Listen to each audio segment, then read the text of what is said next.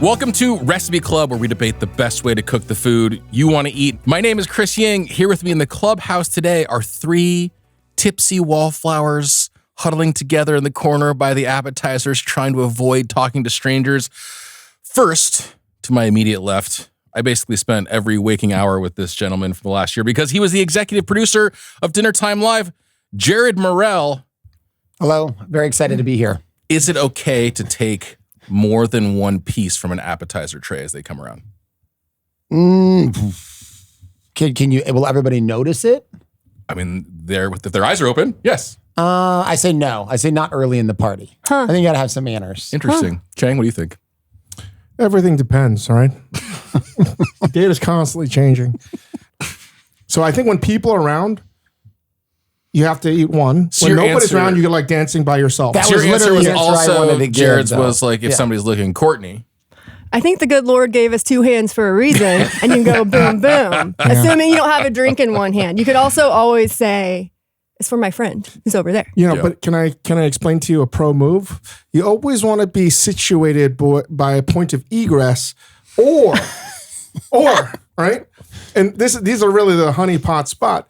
Point of egress, that would be like a doorway towards the kitchen. And a table or like a flower stand where you can put your drink on. So That's the key. it allows you to rest your drink and do the double fist. Yeah. So true. Does it Fully matter? agree. Does it matter how many are left on the tray? Like if you took the last two, that's a little like No, it doesn't matter. 'cause No, you're guess what? helping the They're server. They're going to go back Yeah. and they're going to refill that tray They up. really want you to take that dead soldier.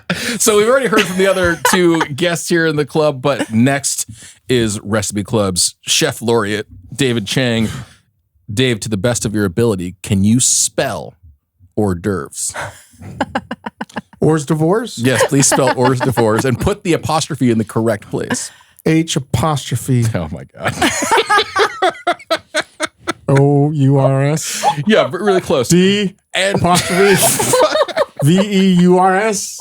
Hors divorce. that is something very offensive in French. Hors divorce.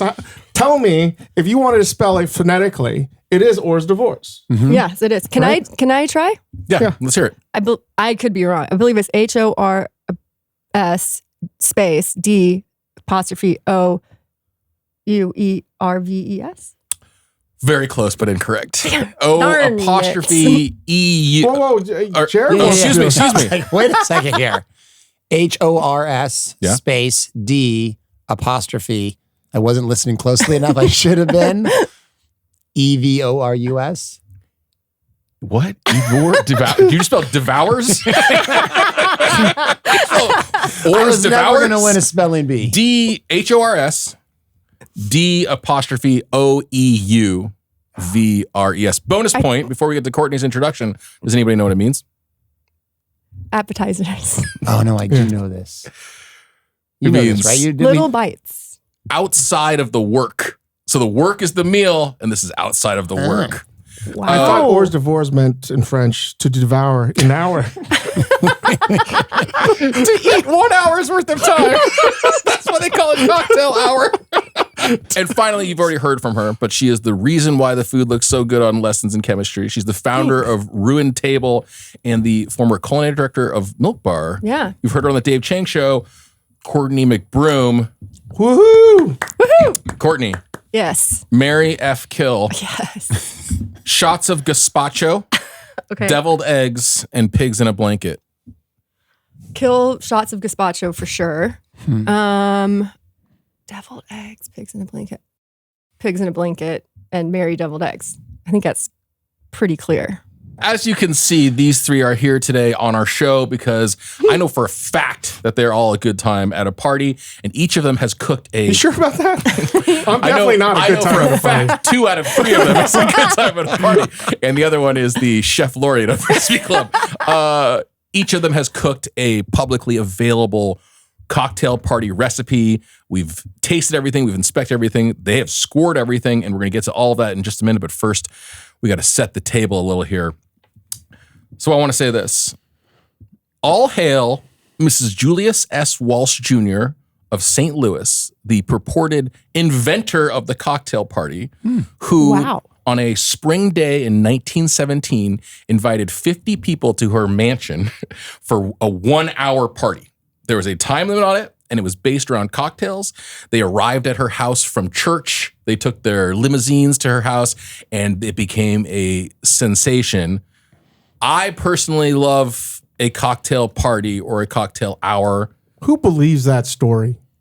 Do you believe that story? I don't know, but if it's true, she's my hero. So this is like from the era of time where like newspapers would report on these little social gatherings, and it was like the first one. Yes, Courtney. Question. First hand raise on the Recipe Club. This is a cocktail party theme. Why aren't we drinking cocktails right now? I'm actually upset. Oh, what's in your cup? It's just sparkling water. Shoot. Producers had one job. We'll save this for the airing of grievances portion of Recipe Club. Does anybody want to disagree with me? I feel like if it's whether it's a wedding function or whatever it is, like the cocktail hour part is to me far better than the now sit down at a table with strangers and small talk it, right? Like, Agreed. Well, can I just ask too? Question: cocktail hour, does that have to be at an office or a holiday event, or is that like a more formal version of happy hour? Right? Yeah, no, I think cocktail hour can be whenever and wherever you want. But then what is the difference between that and happy hour? Well, happy hours where they have there good isn't specials, one. right? Well, I guess the only difference would be happy hours technically, exactly. If you're It's going like 2 out for somewhere. 1 half, so you but get like So cocktail hour, are you paying for the drinks? I don't think so. I think it is all included, right? Well, I'm imagining That's a good like question. I'm imagining like, hey, y'all come over to my place for cocktail hour, and I'm making you drinks and Yeah. snacks. So cocktail hour, I think it's important to lay this out there, is not at a restaurant or bar, usually at someone's home Yes. or some bougie club, right? Bougie club. Yeah, you arrive on your horse-drawn limousine to the bougie club. Yeah, you spend that an sounds hour. right. I think yes. You walk through like a foyer, and then before that, they put your shoes in like a mud room, and then walk you through like the atrium, and then you go to a place where, you know. But I Right? think like a cocktail hour more is like weddings and like official events. Maybe I don't have fancy friends. I but think I that don't, I think the time limit is part of it. I think it is like a cocktail party is not or at least it's a part of the party where it's a time limit on like we're gonna have cocktails and we're gonna have snacks and like that's the event and then we move into something else. Yeah. Well, it's I think also that's at a the wedding, concept. it's just frustrating because you have the cocktail hour and then they shut down the bar and say, go to your table and we're not opening up this bar till the dance floor opens. And that can I cause... think that do you mind, Chef, if we actually talk this out? I think it's really important. Yeah. So what is the best version of a cocktail hour, right? You mentioned a wedding, right? First of all, it's 90 minutes and not 1 hour. That's the best version to me. 90 minutes Yeah. to 2 hours. I would argue there is no time limit. no time limit. I believe that hour can be taken much like our condiments. It could be more than 1 hour, less than 1 hour, more than 3, less than 3. Less than an hour cocktail I party. mean, sorry, I misspoke. that was actually not going to your incorrect. 45-minute That's cocktail incorrect. party. But like, what version of it is better, regardless of the time? Like, is a wedding cocktail hour better than a corporate holiday cocktail hour versus like going over to your house and just drinking, martinis from If it's a- cold pitcher, If it's a wedding you want to be at. Yeah. Because also See? some of those This is now cocktail we're hours getting at the the wedding where you're nitty-gritty. like, this is going on a little too long. Let's get those pictures done. Let's start this dinner. Yeah. Okay, so here's a question. Most cocktail hours at weddings, I believe, happen between ceremony and dinner, right? Shouldn't the cocktail hour happen pre-ceremony?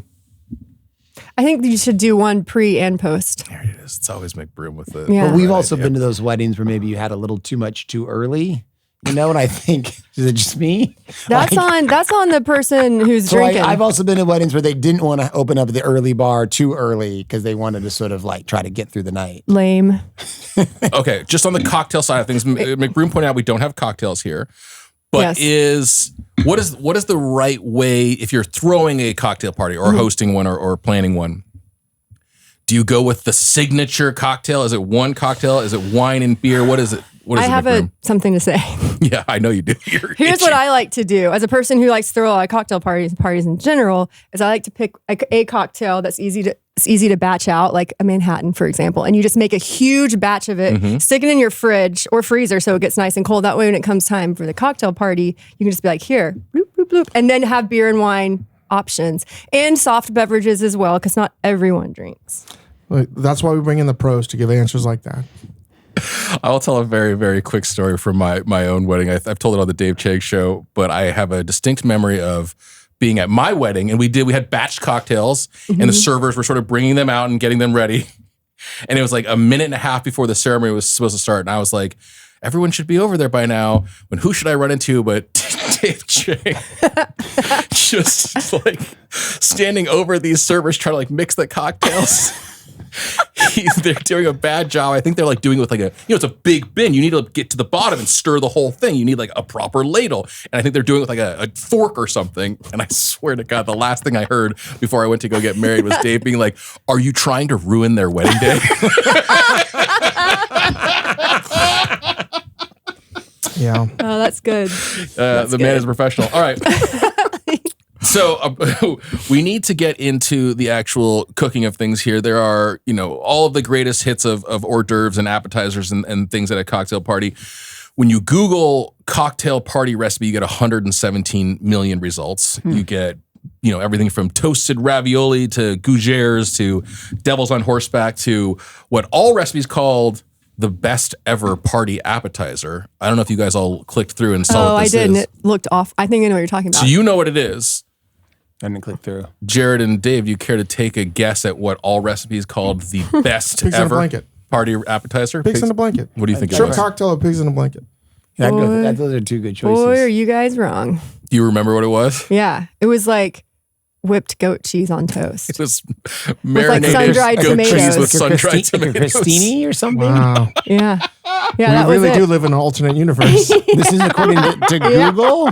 According to all recipes. According to all recipes. This is why we don't deserve nice things. As a country. Jesus Christ. Before we move into recipe reports, we need to set the parameters here. So what do you guys think makes a good, just generally good cocktail party appetizer recipe? Temperature can be, you can eat it a little when it's hot. You can eat it when it's like just still warm or whatever, and it's still delicious because you're not sure how long it's been sort of traveling or sitting there. It's got, like, to Courtney's point earlier, it's got to be like batchable, something you can make in large quantity and, either plate ahead of time or quickly plate when the party starts, right? Anything else? Anything else we're going to be thinking about for our exploration here? Historically, it's probably been something that is a finger food. But I feel like over the years, much like human sexuality, it's become much more open in terms of what can be defined as a cocktail. It's a much more open interpretation of what it could be. A small little bowl. It can be a tortilla chip. It's no longer just like on a toothpick and then you're putting it in a little cup dispenser. It's much more. It's no longer just a stick in a hole, right? Yeah. It can be anything now. It can be anything. Why do you have to take it there, Chris? You took it there. I'm using that as an example for people to understand. I followed you. What about size? Size is very important. Size is very important. What do you, in this context, what do you mean? Oh, in this context. In this context, smaller is better. Okay. Bite size. Yeah. It has to be. I like one. And other contexts. We're talking about other contexts now, too. Smaller is always better. No, not always. In this context. No, I heard you say always. I heard her say always. I think we all agree. She said always better. It needs to be the perfect size. And ideally, it's 1 to 2 bites. And it's something that you can hold with one hand while holding a drink in the other. Yeah, I agree. Okay. I think we can all agree on that. Yeah. But, Jared, do you think... glad McBroom is here. I can't follow that out. Jared, do you think... Just last thing here. Oh, my God. 2 bites is okay? Yeah. 2 bites I is think okay. the tricky part is like, do you have the napkin there? Or do you have your drink? It's like trying to sort of figure out the real estate of things. Okay. All right. I think we've set the table quite enough for today. So, on to our recipe reports. Each of our 3 lovely Recipe Club members has cooked a publicly available recipe, taken it for a spin, whether at home or in our studio, and brought it here. This week's recipes come directly from Courtney McBroom herself, the Modern Proper, a food blog. Postmodern recipe blog, a postmodern exploration of what it means to be a recipe at all. And the Morell Family Archives. Yes. Wow. It actually might be the Armbruster Family Archives. Oh, the Armbruster. Yes, that's my mother's side. Okay. I'm not quite sure. Courtney, Dave, and Jared brought the results of their investigations here. They're sitting there right in front of them. We are going to go one by one here, and we're going to have them report on what they did. So let's start with Courtney McBroom, Great. a newcomer to Recipe Club. You chose a recipe from your home state of Texas. Yes. Texas-style smoked brisket nachos. Yes. Tell us what a Texas-style nacho is, and then talk to us about this recipe. So there's two schools of thought on nachos. There's these ones, and then there's the other one where there's a big pile of chips and you just drizzle on top, which is fine, but it's not as good because you always get to the bottom and there's not stuff on it. So the way they do it in Texas most of the time is an individually assembled nacho. So it's almost like mini tostadas. Texas is a state known for its equity and inclusion. What's every nacho Yeah. to be the same? Exactly. Got it. Exactly. Okay. That's how it's So done. what is this something, if I go to Texas, like and order nachos, this is what it's going to be? Not always, but in my experience, it's been a long time since I've lived in Texas. But at a cocktail party, I would guarantee it would be like this. Hell yeah. Yeah. But yeah, generally speak, if you go to like specifically a Tex-Mex spot, they're going to come like this. Okay. Actually, a little bit different. So here's the deal, because if I had had access to an oven, I would have, instead of the queso, I would have done cheese on top, just like cheese, and then baked them and then topped them. But this is actually, I haven't done it with the queso before, and I actually think it's even better. It was quite nice. So Yeah. tell us about the construction here. What each layer and the whole thing. Okay, so it's a chip, fried fresh, mind you, refried beans, also made from scratch. And then get some brisket, chop it up, put it on top, drizzle with queso, a little sour cream, pickle jalapeno, and just a tiny bit of cilantro. And you made those chips? Yeah. They're quite nice. I made everything but the brisket because I can't, that's hard to get, but clearly people in LA can't do it. It was like either. a nice thick chip. I liked it. It's a nice thick corn chip. Always corn? Yeah, for sure. Absolutely. What kind of question is that? Can I, I don't know if can there's I have flour a- tortillas can I in s- Texas. Can I say a grievance about brisket here? Oh my God. A Texan's going to talk. Yeah, please. It sucks. In California, generally. There's like one place that I'm thinking of right now that's actually good, and there's no other places that I've found. I think Like you can shout out the Texas place that you style. find it's good. Like Well, shout out no the doubt it's Moose. Moose, yeah, Moose for sure. excellent But excellent Moose brisket. was closed, so I had to get it from somewhere else, and I was deeply upset by what I got. And So hope you don't take any points off of mine. May I ask what didn't you like about this It brisket? was as though it was like almost jerky. It was way overcooked. It was upsetting. It was like you can like bang it on the table, Ugh. and It was fine bad. on these nachos, I will say. I don't think it interfered that much. It worked because I chopped it. Talk to us about, so we were going to have you on the show originally because you're, in addition to being amazing in all ways, the queso queen. So what is the story of your particular queso here? Well, this is a new recipe. I have a cookbook coming out in the fall, which I'm very excited about. What's the title? Can't tell you. It hasn't been officially announced, but That's a weird title for a weird cookbook. I know. But believe me, you will hear all about it soon enough. But so I was testing a recipe for that queso that's in the book. But there's another recipe, and this has like a really secret ingredient that I'll tell you. There's do you want to hear it? Yeah. There's chicken bouillon in it. Ooh, well done. Isn't that Chicken crazy? bouillon. If there's chicken bouillon. That's just brilliant. I'm not surprised about that move. Yeah. Because listen, I've known her a long time.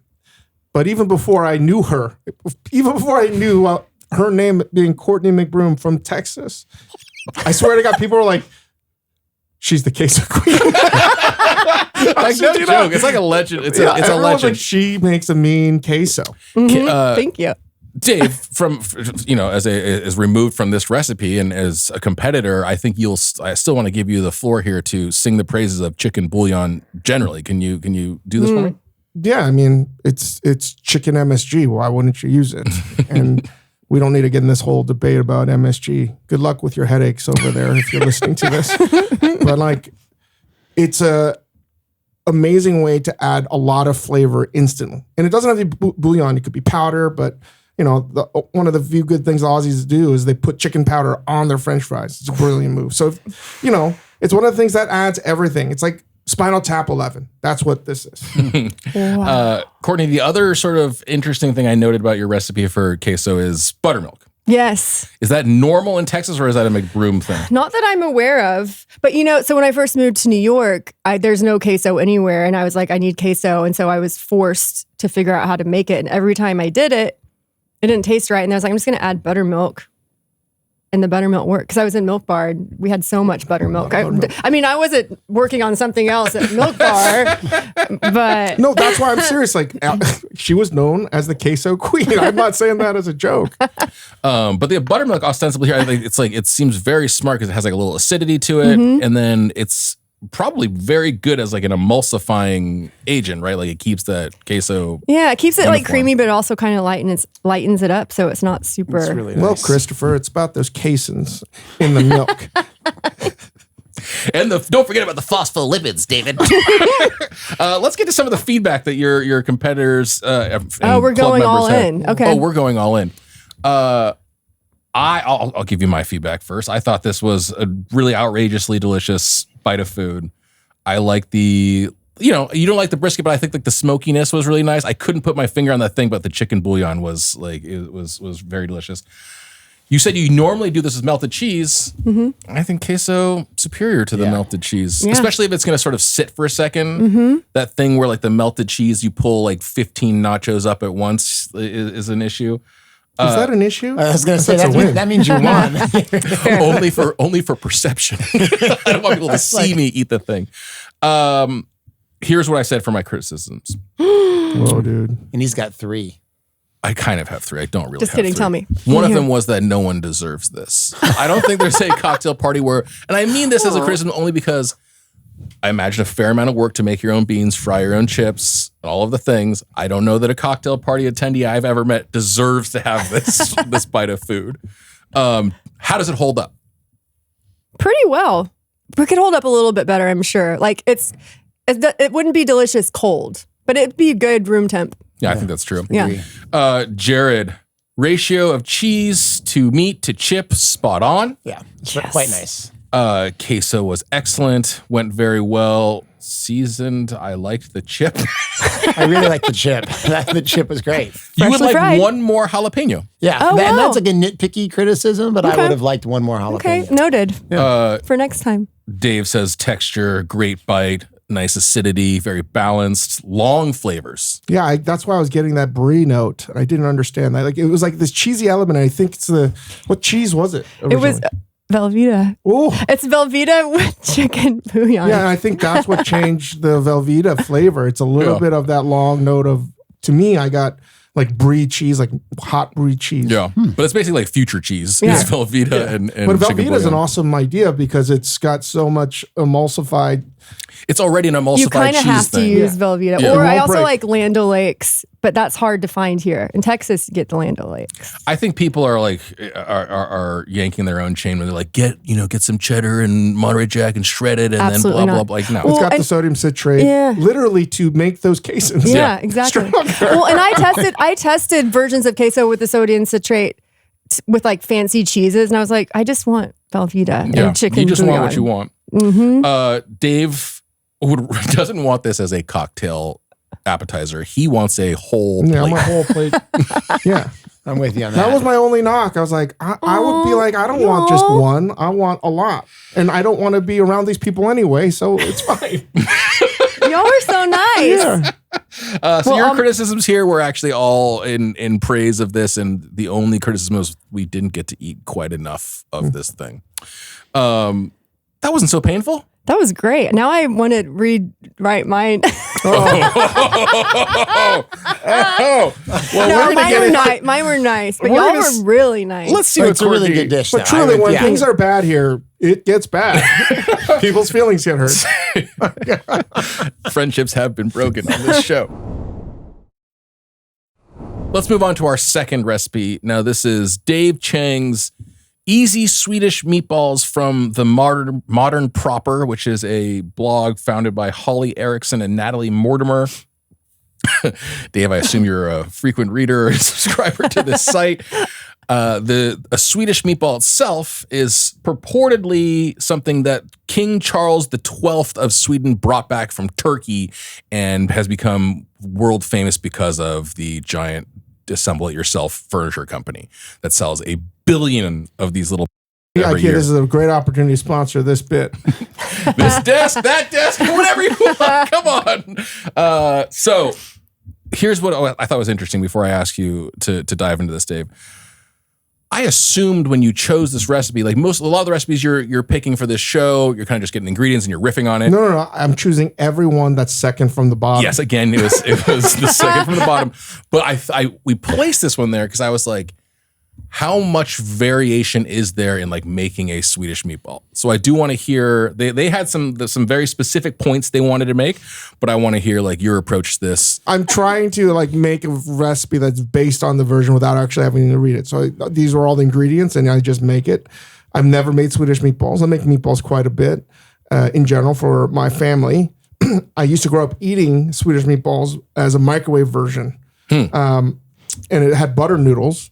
And I think maybe you would get it in school every once in a while, but I have never had a Swedish meatball since, which is like 30 plus years at least. Because, you just don't see that with Asian people. This is not, that's something Asian people eat.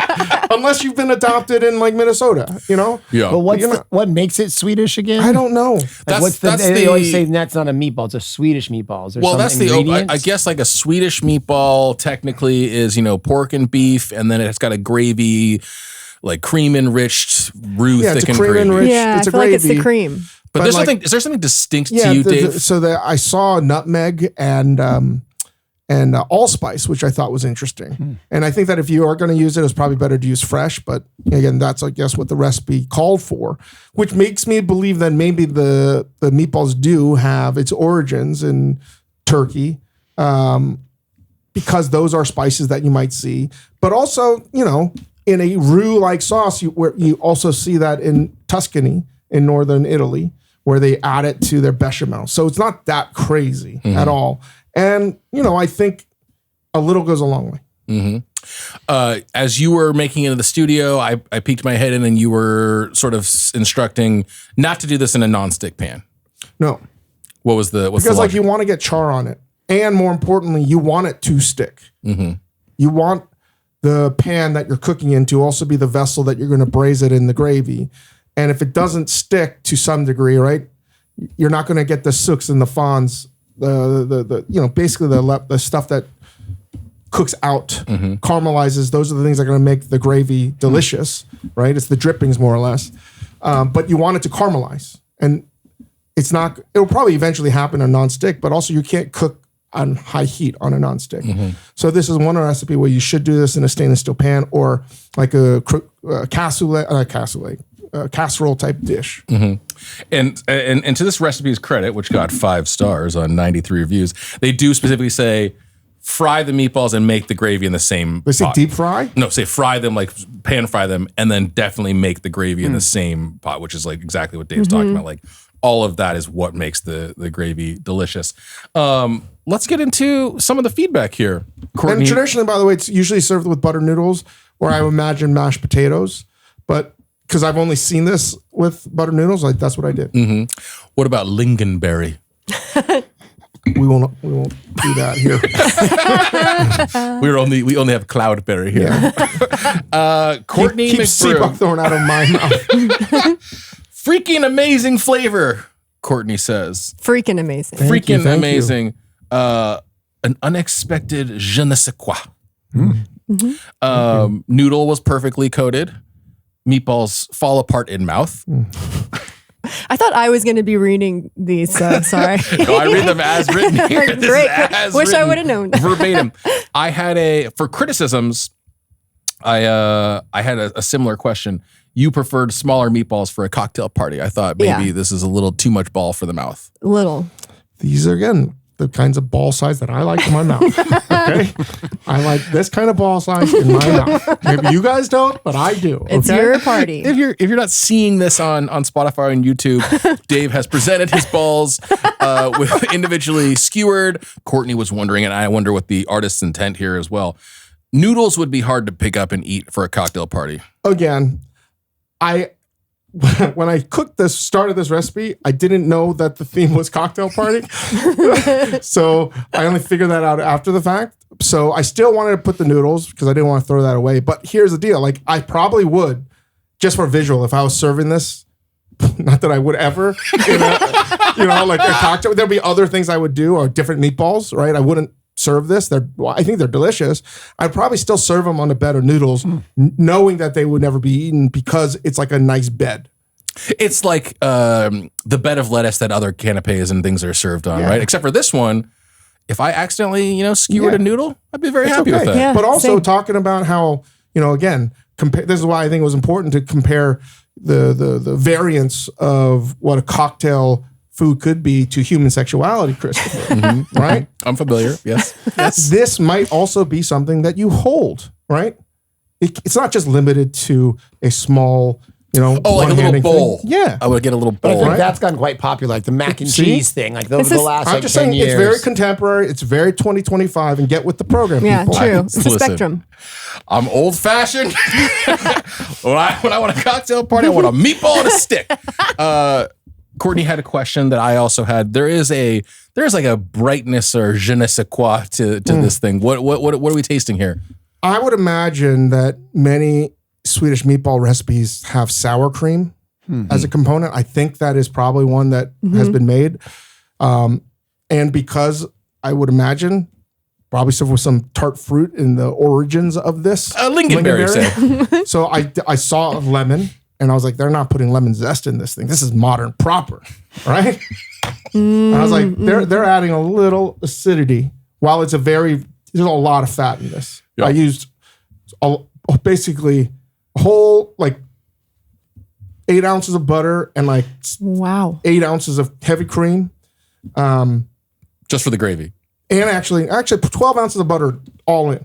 Wow. Right? And you make the gravy. I did add some beef bouillon as well, in addition to the beef stock.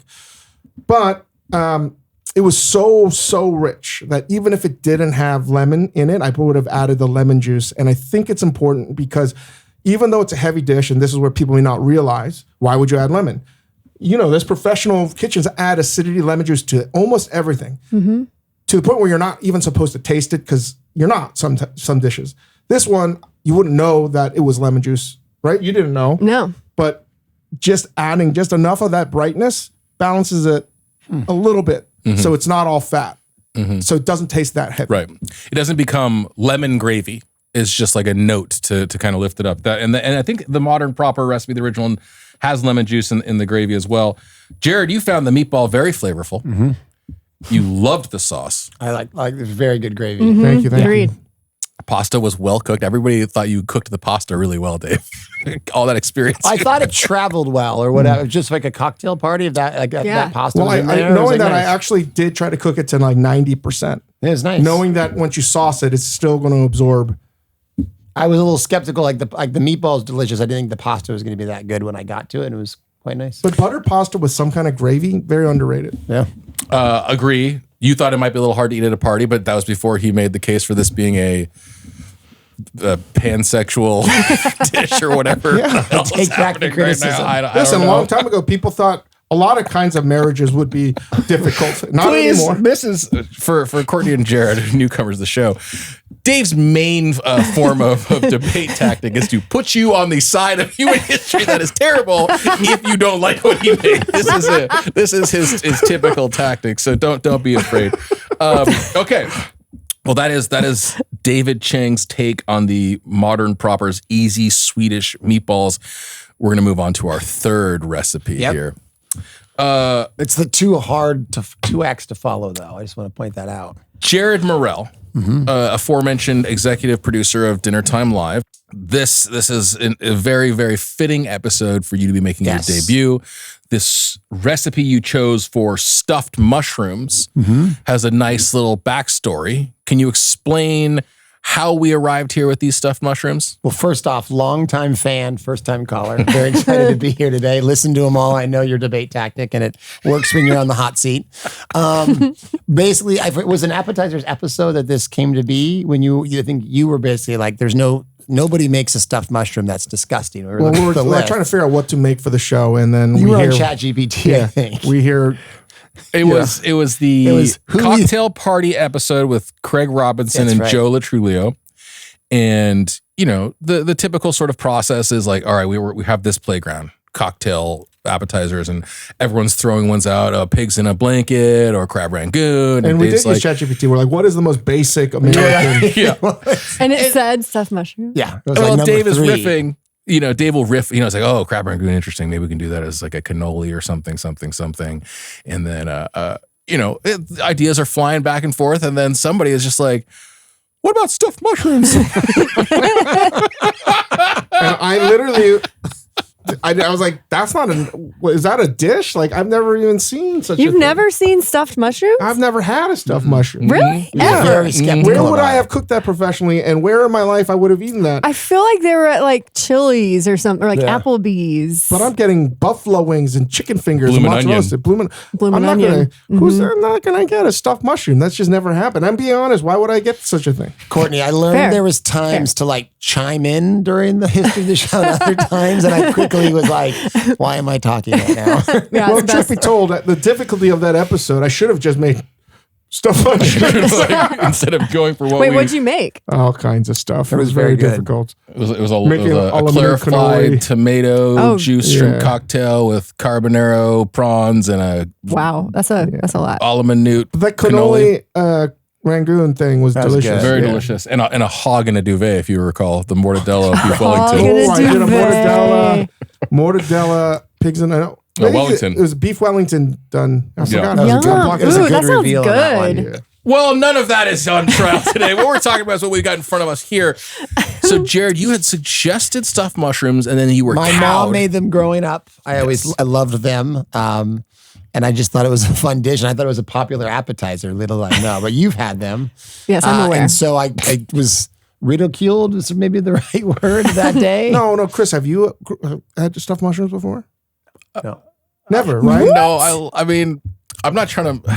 There's It's a okay. clear visual thing that's happening here between the two people who have not had stuffed mushrooms and the two people who have had stuffed mushrooms. I don't want to point it out. I wasn't but- going to say anything. I just want to say, so when I was invited on the show for this topic, this is the dish that I didn't think I could win with, but I thought I had to come in with it out of respect for that. And then I found out that this young lady was making nachos, and I called him. I was like, "It's hard to beat a nacho, but a stuffed mushroom's not." Wait. gonna beat a nacho." You knew what I was making ahead of time? I would did. like to say that's cheating. Well, I think you actually said it was on an email chain we were on, and you're like, "I'm making nachos." Oh, you were on that email Yeah. chain? It was I rescind. Some things change on this show, and some things stay the same. Nobody reads the goddamn emails. Nobody reads the emails. Okay, no, don't do this to yourself. I'm not. Yeah, I'm just standing behind these. I'm ready for my scores.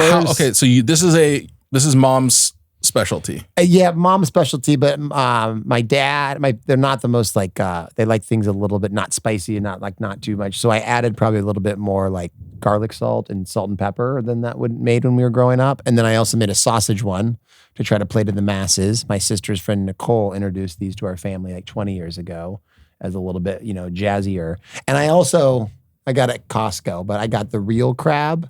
Normally when we grew up, we did the fake crab. That was what they That's good usually too. would. Ain't Yeah. nothing wrong. Nothing wrong It's with all fake Yeah, but I crab. decided to try to But so estimate for me, how many times in your life have you been served this, eaten this? Has this shown up at family gatherings maybe once a year. since you were Yeah, a like kid? usually it was like a Christmas Eve thing. It's a special thing. Yeah. Dave's coming across to grab another one. He's coming for that's the sausage one. Here he I'm goes. very Here he nervous. The sausage one was my favorite. You like that one better? Yeah. The crab was good, but sausage. But the crab is OG. Crab is OG. Sausage one has a little bit more. I had that because I didn't know there were two different flavors. Well, I'm curious to hear your feedback in just a second here. But so Jared, talk to us about the process here. How do you make a stuffed mushroom? It's pretty easy. You just throw the crab one is just throw that and some mayonnaise and some Parmesan cheese with salt and pepper and garlic salt. I used Kinders. Am I allowed to say Kinders on the show? Sure. I just did. And that's pretty easy. And then you just literally pop the stem out and throw them in the oven or broil them. And then the sausage one is just that with cream cheese and green onion. What kind of sausage? Just your typical log of the old J. Dean. Yeah. Jimmy Dean? We call him James in my household. Put some respect on that Jimmy name. Dean Mr. James. is my favorite. Yeah, it's so good. It's the best. So good. I think I used a sage one this time. Oh yeah, around. you have to. That's the It's best always one. sage. Yeah, that's the best I one. mean, for the sure. slow food movement just got super pissed off at us. Yeah, we're about to get sued. And then it's under the oven, the broiler for 4, 5, Yeah, 6 listen, minutes. the one criticism I think you could say is sometimes they're kind of like a leaky mushroom that's maybe not for everybody's taste, but as I'm looking on this plate right Leaky now, mushroom. I mean, is that the one criticism? I've got more in my hands right now. Let's see what other criticisms may have come across You're here. going to start with the good stuff though first, Yeah, right? I'm going to give you the nice notes. Courtney voted the sausage Okay. of the two. Yeah. Was it landslide? Not a landslide, but that's the one that I would keep going back for. Okay. Sausage is quite flavorful. Dave said nice flavor, perfectly seasoned, creamy and good size. Great for people that can't eat animals, although crab is an animal. Again, I didn't. This is for when I had it. I thought it was only crab, right? Yeah. And I thought as a positive, it's like, well, if you can't eat meat, it's a positive, right? But crab is meat. No, but for shellfish, right? Like Yeah. if you don't eat chicken or beef, it's a great opportunity for you to like really. You fully mean land meat? Land meat. Yeah, Yeah, that's that what I makes meant. land meat. No, he no, meant. for sure. Land meats. For anybody? Yeah, for those individuals that are pescatarian, right? Yeah. You have a little check We just box. described being pescatarian. Yeah. No. I prefer the invitation this wedding to say, check this if you only eat land meat. I like when you said a land meat. I'm into that, Land yeah. meat. I was very pleased that you made a variety here. It was nice to get the variety of mushrooms. I imagine you could stuff even more without land meat or sea meat. You can do it Or all with sorts of land meat, different extra things that land can go in More there. extra land meat. I What about liked. cloud meat? Oh, Those would be the birds. Yeah. What's cloud meat? I honestly, I also struggled. Well, I think I preferred the OG crab version. But Dave, now having tasted both, what was your vote for? I still like the crab. I do like the crab. They're both good. Again, I've never had one before. This is my first stuffed crab. Mushroom. Mushroom. Excuse me. Thank you. You're welcome. Sea meat. Your first sea This is an meat. earth mushroom from the ground. What you have to pick one. Which one are you going to pick? The land meat or the sea meat? Sea meat. Oh, sea meat. Sea meat. Yeah. I'm sticking with the pescatarian movement here. It's actually a sea meat is sort of surf and turf. Yeah. Sort of Very is. surf and is. turf. Yeah. All kinds of weird revelations today here. I thought, to your point about the leaky mushroom, we're going to get into some criticisms now. Please. When I put my mushroom on my little cocktail plate and I lifted it to eat, there was a little bit of a wet spot under where my mushroom had been. Can I say, does that count the wet spot? No one likes a wet spot. No one likes the wet spot. No, but the reason why I'm saying the wet spot doesn't count because in a cocktail party, I would have picked it off a plate. you picked it Well, off you know the what? plate. The wet spot would be in your hand then. Exactly. Yeah. Right? Or no, it's That's like worse. directly into the mouth. Right? But what if I put No, like a napkin? what? You're going from tray to mouth? I would, Yes. I would take For that down sure. in at least 2 bites. Yeah, no, that's tray to mouth. But I'm a 2-biter. Almost always. I very rarely do a whole pop in the mouth. You can't do a whole, yeah. There was water. The water came out all everywhere. That's not ideal. It was not. Was not ideal. That's not. Yeah. It's Is true. there something I could have done with the professionals here that you can do that? Or is that just the problematic thing with You the could have stuffed like maybe mushroom? salted them a little bit first, so they release their water. Or you could I have like just that. gone with just see meat. Yeah. Then just see me. Like, Just spend a little more time Just turning do a them on cupcake. ahead of time. Well, the filling is so delicious. I think Yeah. that you wouldn't even need the mushroom because, quite frankly, like, Yeah. I mean, I don't Well, need that's the the one mushrooms. thing I'd like to point out and I didn't bring it here, but the nice thing is for a cocktail party, you usually have some left over and then you just put it in like a little bowl and it's great for chips. And it's like a crab dip and then like a But I bet you sausage if cream. you could have as an idea, if because of the sogginess, now that you have Parmesan, if you look on that right now, if the cameras can see it, you've almost made a Parmesan tuile, right? So one thing you could do is microwave the Parmesan so it turns into there's the normal way is putting it on a silpat and then shaving a bunch of Parmesan and slowly baking it till it turns into crisp. And then you could have just done like a dollop or a quenelle of your That's pretty good. on there, and then you can save all those mushroom people, that would be upset that you're killing mushrooms. I like that idea. You know, I also have a suggestion. Please. You could have gotten big, like portobello mushrooms and like cut it into strips and almost made like a mushroom jerky and then spread on top. So it's almost like a toast point, but mushroom. The little crostini of portobello. yeah. I like that too.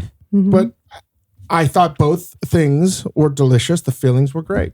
But I'd also say, listen, if this was at a cocktail party, I would definitely, again, buy the flower plant, buy the point of egress, popping these in my mouth for sure. Same. I'll take it. Has your opinion changed from bring yourself back to that Yeah, I faithful should day? have. I should have made it because we made that show so hard. I think Courtney and I both, like we talked about this. It's only fair. We talked about the size of Dave's balls. We should talk about this. I thought they were a little big for one bites. Some of the bigger mushrooms. You always stuff a button mushroom? You ever stuff another shroom? We've tried some other shrooms. This is ones I tested out on Sunday, and I thought this is ones I You ever think about stuffing your namesake Morell? No, it's not spelled the same. Dave wondered if these would be good at room temp on a tray. You found out for yourself. How were they room temp good. on a tray? Almost, it doesn't have to be hot. And even if it was hot, the way it happens during service, having made a lot of cocktail food in the kitchen, it almost doesn't matter because if it goes out hot, you're walking around, the room, and it just is going to get cold. There's no way. So room temp, I would only make cocktail food that tastes good room temp. Yeah. I think that basically covers all three of our recipes here. Up next, we're going to get into our doggy bag, our takeaway here, and then everyone's favorite part of a cocktail party, the scoring and judgment and awarding of prizes. Wait, there's prizes? Yeah. We've heard all the evidence. I'm going to give everybody one more chance here to stand up for their particular recipe as the move you should make if you are hosting a cocktail party. Let's go back to Courtney McBroom and her Texas-style smoked brisket nachos. McBroom, Yeah. I'm having a cocktail party. People are coming over. We're going to be drinking and snacking. Why should I make these nachos? Because everyone will love them and in turn they will love you. Finally. It's a pretty good statement. Finally. Yeah, finally. It's hard to Yeah, argue I mean, with that. everyone, these are a guaranteed hit. Now, And also, may I just say, yes, I did fried the chips, I made the beans, blah, blah, blah. But you could potentially use canned beans and if you wanted to not be so insane about it. If yours does not win today, which of these two other contestants would you like to see win the competition? Well, I rated Dave's higher. Well, that answers that. Thank you. So did I. But I also love an underdog. So, I would be happy with like either. David versus Goliath I would here. be, exactly. Yeah. Exactly. So I would be happy with anyone winning, but I hope I win, obviously. All right, Timothy Chalamet. David Chang, stand up for the Swedish meatball as the cocktail party apex. Listen, I think that most people in the world will never meet someone from Sweden. So, outside of buying something from IKEA, this is your opportunity to taste what a Swedish person might eat. Okay, that's the Really good. It's a really Listen, good that's a real argument. connection. That makes me want to make those. Yeah, that's what I'm trying to say. It's we're all the same. That's all. Okay. We're all the same. So far, both arguments have been about unity, I guess, or something like meeting people. Jared Morell. I'm going to go for an argument of just plain convenience and ease. Okay. So I think delicious. I agree. You could make it a little bit easier, but still kind of a time-intensive dish. Just that seemed very time-intensive. The meatballs were delicious as well. I made it in 25 minutes. For the average person. This is pretty easy. There's not a lot of cooking. You throw it in the bowl. You could make it the night before. You can throw it in hot right as they get there. So I think as a cocktail, if you are the host of a cocktail party, the ease of stuffed mushrooms is easily beats these other two, and I should be the winner. I would like to make a statement. I would like to add something to my reason, if that's okay. I mean, it's not, but go for it. Because you typically get the wheels are coming off. You're done. That's fine. Let's hear it. Because you can have all the components made ahead of time, so all you have to do when it comes time for the party is just assemble them and go. But And you can keep assembling it. You guys have had your time to talk. Let me explain why this is something to me is more feasible. Okay, You're talking about the nachos. nachos. You have to buy stuff for that. You have to buy special stuff for this. You can make this with not the exact ingredients, even if you don't have crappy brisket from wherever it is, right? You don't have to use brisket at all. In fact, you could put that on that and it'd be delicious as a sausage or whatever. But you could just do it vegetarian, it'd be delicious, right? Maybe not everyone has jalapenos, but most of these things could be shelf stable to the point where you could actually make it. Velveeta is shelf stable to a high degree. You don't need the cilantro. You could really make this with most of the things that somebody might have in their house. The meatball was really, really good, and I would love to have it for a meal. But anytime there's nachos on a menu, I'm going to order nachos. And I want to apologize for offending you during the ideation session, not knowing anything about it. It proved to be delicious. You know what? You should really apologize to my mother. Her name's Deb. Deb, I'm sorry. I'm sorry I hurt your son's feelings and your generational recipe. And if I had to do it all over again, we would have made it on Dinner Time Live. This is a beautiful moment. That's unity right there. That's We beautiful. made it. This is all about love and peace. It somehow became all about love and peace. All right, I have heard all the arguments. I've seen all the evidence. I am now going to go back with the producers, collect your taste scores, collect their scores, and reveal a winner. Do you think the producers in the meantime have actually gone out and got us a cocktail? I hope so. I mean, most of them used to work for you, so I sure as hell hope so. All right, we'll be right back. So, for the exciting conclusion of our episode here, before we get to a winner, I've got your doggy bag, 3 takeaways for a excellent pansexual cocktail party. First of all, a recipe that is good for a cocktail party is something that is batchable, something that you can realistically make in large quantities, portion out, and serve without being... Martinis. Make martinis or Manhattans. Yes. Manhattans, martinis, and these recipes that you can sort of assemble ahead of time. They should be, secondly, something that will be good at room temperature. To Dave's point, it is something that hot is great, but in all likelihood, whatever you're serving will be eaten at room temperature. So choose accordingly. And finally, whether you're a 2-bite Courtney or a 1-bite boy like the rest of us here, small-ish is best. I think 1 bite, 2 bites max, but consider the sort of eatability of the thing you are serving. And size doesn't matter. And size is important. As Courtney said, small is good. Now, I have taken everyone's ratings and put them into our calculator here. Each of these 3 rated their competitors' dishes on a scale of 1.0 to 5.0. We use decimal points around here, which we average out to give us 1 taste score. I've asked the producers in the booth, all amateur cooks, to give me their unbiased rating of which of these 3 recipes sounds most interesting and intriguing to them, something that they would actually do at home. And finally, I've added my own score for the creativity and thoughtfulness with which each of these 3 has approached the task today for a maximum possible score of 15 points. It was...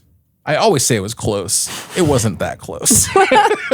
And after all of this calculation and careful thought and consideration, I, Chris Ying, am happy to announce that the winning recipe from today's episode of Recipe Club Cocktail Party Edition is none other than Courtney McBroom's Texas-style smoked brisket nachos with a score of 12.755. Well done. Oh, is that out pretty of good? 15. Yeah. It's Good? very good. It's very Queso good. Queen, reign supreme. The Queso Queen reigns Yes. supreme. It's an honor just to be nominated. You were not only nominated, you won. And not honorable. only did you win bragging rights, you also won a custom cocktail party themed gift, which young David Meyer will bring out right now. It is it's gorgeous. oversized to some, but appropriately sized to others. Wine. Why not Recipe Oh, Club? and it says, sorry. Class, no, go ahead. I love it. I wish it was full of wine or tequila. It's great. Again, the producer's taking hits for not giving a bunch of people who did not sign waivers alcohol. This is Listen, producers, I this is stand by you. This I is stand the by best this thing I've decision. ever received. No. Yeah, it's true. It's Ever. the best thing. You hear that, potential Recipe Club participants? The best thing Courtney McBroom's ever received. But listen, Dave and Jared, you're not leaving here empty-handed. I mean, Dave might. Our friends and official cookware sponsors of Recipe Club at Meyer have provided you each with a parting gift. Some of the IO series cookware. Those This are is the nice. stuff Thank we you. use at home all the Thank you. time. Jared can attest Wow. to that. Designed by me. Wow. To you. Oh, thank You got you. it. You designed this. Yeah, I did. Don't make Swedish meatballs in that. Don't make Wouldn't dream of it. I apologize. That's not on the label. The one thing you shouldn't make. You got to cover all your From bases Chef these David days. Chang, one-of-a-kind cooking insights from professional kitchens around the world. That's true. That's right. None of that is a lie. Thank you all for listening and watching and hopefully subscribing. Thank you to Courtney McBroom. Did I get third place? I want Do you want to know? Yeah, I do. I figured as much, but also that means I medaled, right? Bronze. You did not. I didn't get third. I got fourth. You got second place. I got third place. No way. Wow. Wow. Yes. Wow. That's an Yeah, upset. you should have put it on the That's episode. an upset. You definitely It's got true. second. I'm looking at the scores. Thank you to Courtney McBroom, David Chang, and Jared Morell for joining me on this episode. Success tax. Dave has been winning too many I'm pursuing episodes. greatness. Me and Dave has been winning a little too much on this season. Recipe Club is brought to you by Major Domo Media and The Ringer. Visit majordomo.com for all of the recipes, to submit your own recipes through our Discord, and to just keep up with all the craziness that's going on. Thanks so much for watching. We'll see you all next time.